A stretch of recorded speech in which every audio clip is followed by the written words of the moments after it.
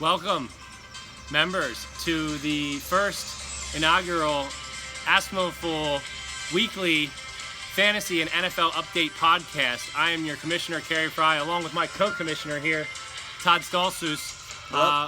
We are here to bring you some highlights and some updates from the first week of the season. Man, I don't know if anyone watched the Eagles game, but I don't know if you could start any better and then be more disappointed by the way that game turned out.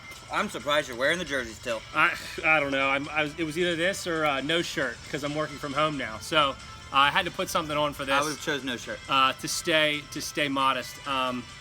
Phillies lost a doubleheader to Miami. It's just not a good weekend for Philly sports. So we're gonna skip over that and head right into the fantasy updates.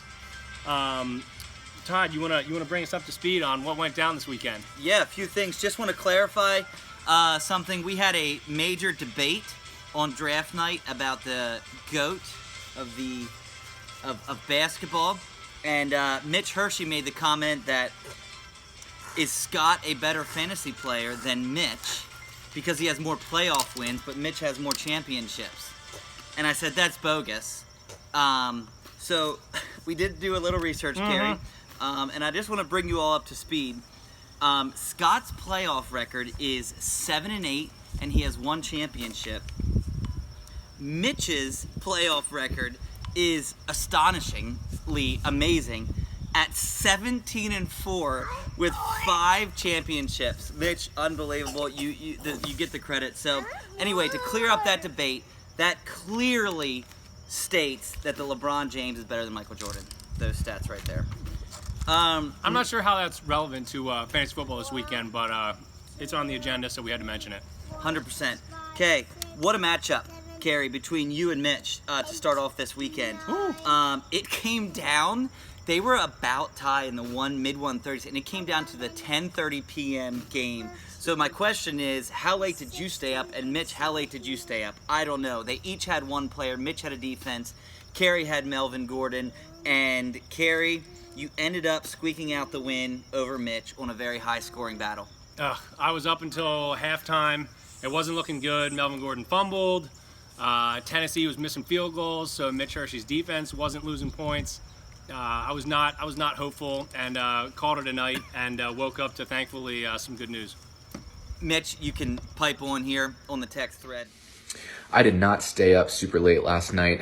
Inevitably, I knew what was coming and I didn't want to watch my team lose, so I went to bed after the first quarter. But more importantly, I think that it's very important to point out that the two highest scorers of this week, the co-commissioners who changed our scoring system without consulting the rest of the league, the two commissioners, one of which who had the number one pick, the other one I know for a fact picked from the spot that he wanted to pick from.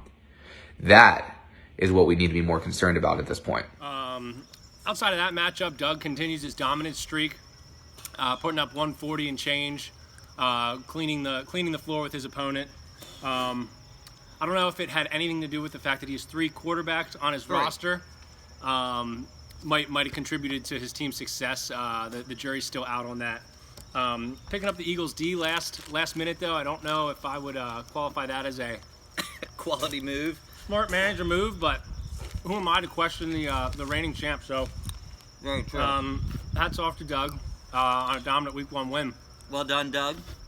Moving to the other side of the spectrum, Travis and Steve, obviously a lot more high scoring this week. Somehow you guys managed to keep your total score in the 80s. Not sure how. Thankfully, we don't have the last man standing this week. But Travis and Steve were both battling for last place there. And Travis came in with a higher score, well higher, looking well ahead of Steve. And he had James Conner. Steve was well below Travis with Font. What is Font's first name? Noah Font. I think he's named after Noah's like Noah and the Ark.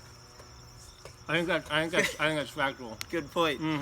Obviously, you know James Conner went out in like the first quarter and didn't play the rest of the game. Ended up with 2.7 points for Travis.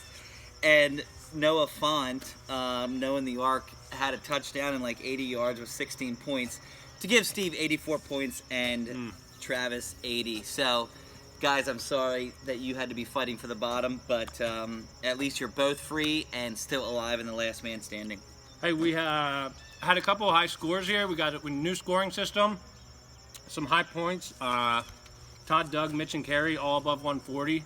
Well done. I think those teams went 4-0 this weekend, and good for them. Check that. Check that. Check that. Mitch You're and right. Kerry were playing each other, so Todd, Doug, and Kerry went 1-0, and Mitch, unfortunately, with 142.4, big L. I don't know which way this camera sees the L's, but loser. Sorry about that, Mitch. That was a great matchup. Look forward to playing again. Yeah, moving on. Last man standing starts next week.